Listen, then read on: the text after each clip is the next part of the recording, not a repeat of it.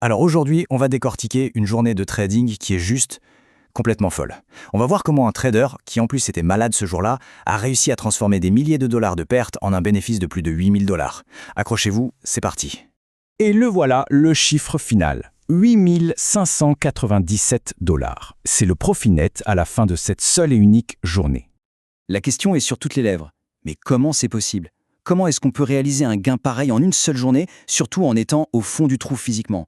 Pour le comprendre, on va retracer son parcours, presque minute par minute. Bon, pour bien saisir l'enjeu, il faut qu'on rembobine un peu. Retour au tout début de la journée. Parce que tout commence avec un objectif pour la semaine qui est, disons-le, très ambitieux. Ok, voilà le tableau. Le trader a déjà encaissé presque 13 000 dollars cette semaine. Pas mal, hein? Sauf que son objectif, c'est 20 000. Il lui manque donc environ 7 000 dollars à faire aujourd'hui, un vendredi, pour boucler sa semaine. La pression, elle est juste énorme. Mais voilà, rien ne va se passer comme prévu. Mais alors, vraiment rien. Dès l'ouverture des marchés, c'est la douche froide. Le trader enchaîne les pertes et son plan commence déjà à prendre l'eau. Premier trade. Il sent un retournement de tendance arriver, donc il prend ce qu'on appelle une position short. En gros, il parie que le prix va chuter. Mais le marché, lui, n'est pas du tout d'accord. La tendance haussière continue et hop, il se fait sortir de sa position pour limiter les dégâts.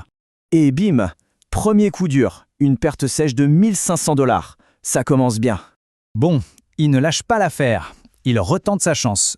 Une autre position short, parce qu'il pense que le marché va enfin baisser. Mais encore une fois, le marché fait volte-face, et de manière totalement imprévisible. Résultat, deuxième trade, deuxième perte. 1000 dollars de plus qui s'envolent. Donc, on fait les comptes. Après seulement 2 opérations, la journée est déjà dans le rouge de 2500 dollars. L'objectif de 7000 dollars de profit semble non seulement lointain, mais carrément hors de portée. Et c'est là que, forcément, le doute s'installe. Le trader le dit lui-même, parfois on peut se sentir comme un véritable idiot quand on trade. C'est un rappel assez brutal de la pression psychologique et de la solitude de ce métier. Mais c'est précisément à ce moment-là que tout va basculer. Face à l'échec, au lieu de paniquer ou de forcer les choses, le trader va faire le dos rond et s'accrocher à sa stratégie, en attendant patiemment le bon signal. Alors, pour comprendre la suite, il faut qu'on parle d'un petit concept technique, le fair value gap. En gros, c'est comme une anomalie sur le marché. Parfois, le prix bouge tellement vite, à la hausse ou à la baisse, qu'il laisse une sorte de vide dans son sillage.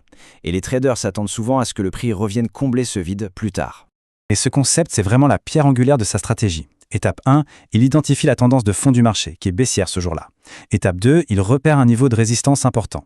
Étape 3, il cherche un fair value gap qui apparaîtrait pile à ce niveau. Et enfin, étape 4, si tout s'aligne, il entre en position short, en pariant que le prix va être rejeté à la baisse. Et on arrive au trade numéro 4, le moment clé de la journée. Le trader voit une configuration parfaite se dessiner. La tendance macro est bien baissière, un niveau de résistance est atteint et un fair value gap se forme juste là. Tous les voyants sont au vert pour sa stratégie. Et là, ça marche. La stratégie paye. Un gain de 1765 dollars. Ce n'est pas encore le Pérou, mais c'est le début de la remontée. Il a effacé une grosse partie de ses pertes et surtout, le plus important, c'est qu'il a retrouvé la confiance. Mais attention, la route est encore longue. Le chemin vers le profit n'est jamais une ligne droite. Le reste de la journée va être marqué par ce que les traders appellent le chop. C'est-à-dire un marché qui part un peu dans tous les sens, sans direction claire, plein de faux signaux et de pièges. Et ce qui est fascinant, c'est de voir que même quand ça commence à aller mieux, eh bien, les erreurs et les doutes sont toujours là. À un moment, il a un coup de flip et il clôture une position beaucoup trop tôt, pour un tout petit gain de 140 dollars. Et plus tard, à cause d'une fausse manip, il ferme par accident un trade gagnant à 2200 dollars, qui aurait pu lui en rapporter plus de 4000. Ça, c'est la réalité du trading, un mélange de stratégie, de psychologie et oui, d'erreurs humaines. Heureusement, dans l'après-midi, les choses se calment un peu, le marché trouve une direction plus claire, et là, le trader va enchaîner les trades gagnants qui vont le propulser bien au-delà de son objectif. Et là, ça s'enchaîne à toute vitesse. À 13h30, un short sur l'Ethereum lui rapporte plus de 1200 dollars. Plus tard dans l'après-midi, un trade parfaitement synchronisé sur Solana lui rapporte plus de 3000 dollars.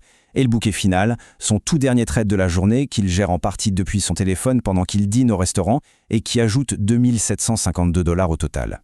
Incroyable. Alors, au final, au-delà des chiffres, qu'est-ce qu'on peut bien retenir de cette journée de dingue? Que l'on soit trader ou pas, d'ailleurs. En fait, on peut vraiment tirer 3 grandes leçons.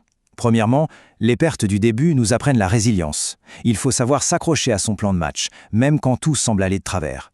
Deuxièmement, le trade qui a tout changé montre l'importance de la conviction. Et enfin, la série de gains finale illustre le pouvoir de la discipline et de la patience. Et s'il y a un chiffre qui résume tout ça parfaitement, c'est son taux de réussite, 64%. C'est la preuve éclatante qu'on n'a pas besoin d'être parfait pour être rentable. Le but, ce n'est pas de gagner à chaque fois, mais de s'assurer que les victoires rapportent beaucoup plus que ce que coûtent les défaites. Et tout ça, ça nous amène à une dernière réflexion, peut-être la plus importante. Après être passé par tout ce stress, ces erreurs, ces doutes, puis ce succès, on est en droit de se demander quel est le véritable coût humain et psychologique d'une journée pareille.